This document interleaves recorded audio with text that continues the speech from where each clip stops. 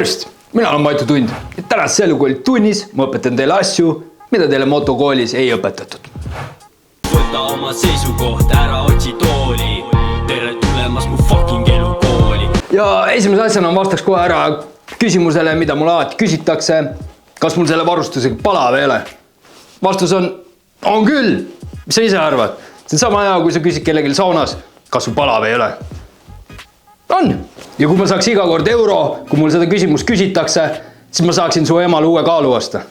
Ja esimese asjana siis kiiruse piirang.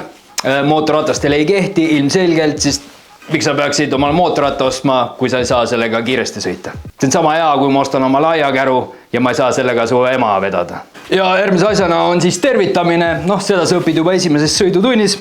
Esimese asjana, sest olgem ausad, mootorratturid on kõik peast veits sõgedad, sellepärast, et ükski normaalne inimene ei osta omale kaherattalist sõidukit, millel sa pead tasakaalu hoidma ja mis on võimsamad kui pooled autod liikluses, pluss poole kergem.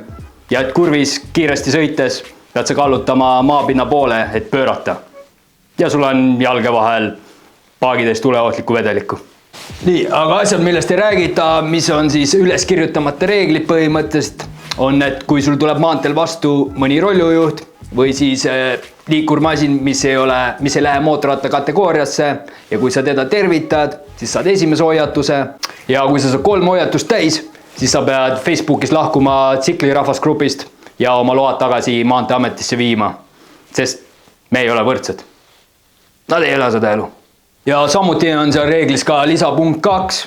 See tähendab siis seda, et kui sa tervitad rollijuhti ja kui ta tervitab sind vastu juba esimesel korral, siis sa pead kohe viima oma load tagasi ja minema korduseksamile, sest ka eksamis on üks ülesandeid, kus sa pead ära tundma vastu tuleva mootorratturi ja teda tervitama. Nii, möödumine ja möödasõit siis on 2 väga tähtsat terminit, mida sul tuleb kindlasti selgeks õppida.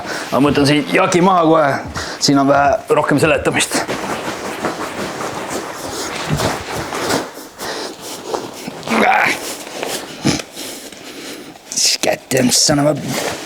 Nii, möödumine on siis ühest või mitmest sõitvast sõidukist ette jõudmine väljumata oma sõidurajalt.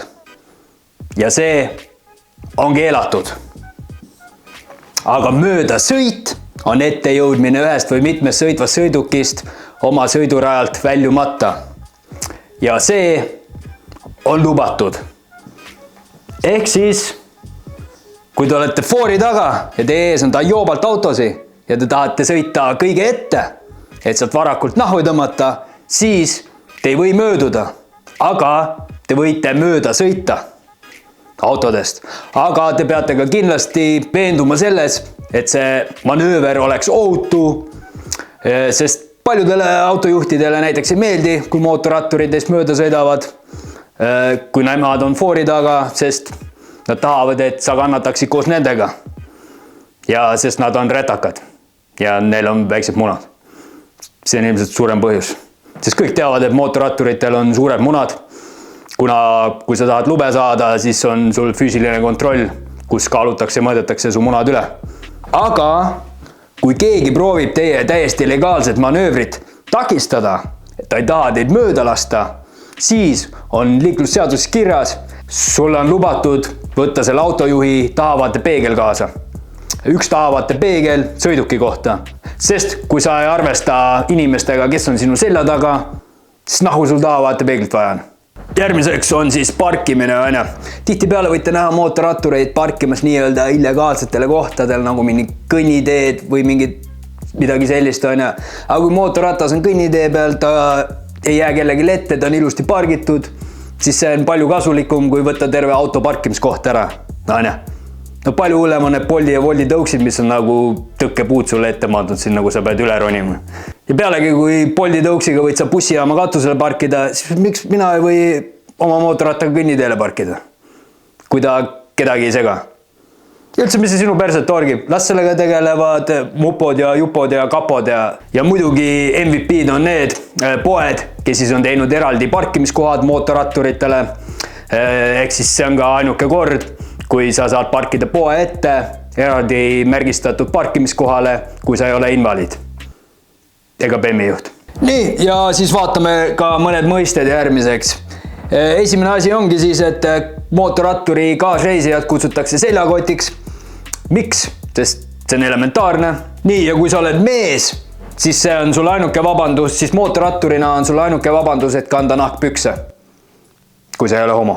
Ja naised, ehk siis on tihtipeale on väga suur eelarvamus mootorratturitel see, et kui sa ostad omal mootorratta, siis sa saad rohkem naiste tähelepanu, aga pean siinkohal teid kurvastama, et see ei ole tõsi, sest enamus tähelepanu, mis sa saad, tuleb vanematelt naistelt ja väikestelt lastelt. Ja see ei ole tihtipeale see demograafia, keda me otsime. Aga kerjajad ei saa olla valivad. Jah, muidugi, kui vanemad daamid sind tervitavad, siis tervitad ilusti vastu.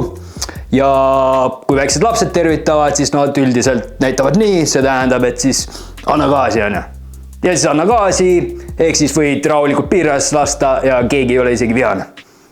Aga muidugi lauta sidur ka enne ära, sest muidu on pahandus. Ja soeng, siis soenguga on siis see teema, et võib-olla näete mind tanklas kohvi järjekorras või kuskil, siis teage, et ma ei ole brükkar tegelikult, lihtsalt see soeng tuleb, kui sul on mootorratta kiiver ja kiivrisukk peas.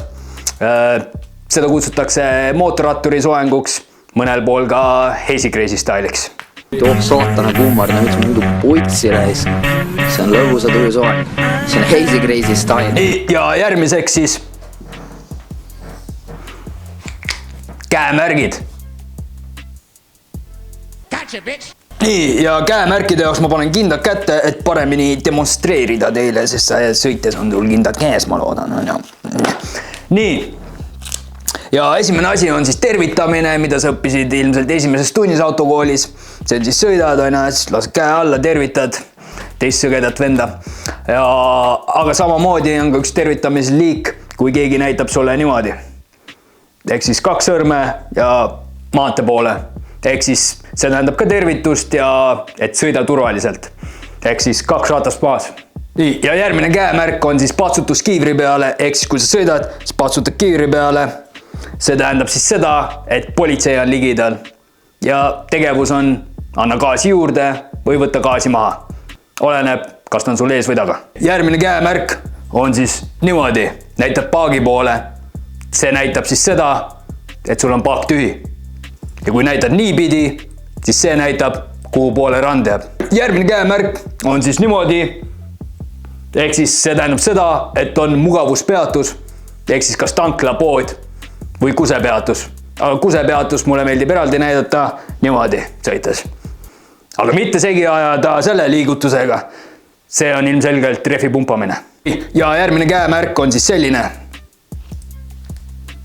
See siis näitab, et sa nägid tee ääres kena piffi, võib-olla mitut, ja siis tagumine juht näeb ka seda ja saab selleks juba valmistuda ja käigu alla lükata. Ja muidugi käemärke on palju rohkem ja nendega võiksid sa iseseisvalt peale loengut tutvuda. See jääbki sulle koduseks tööks.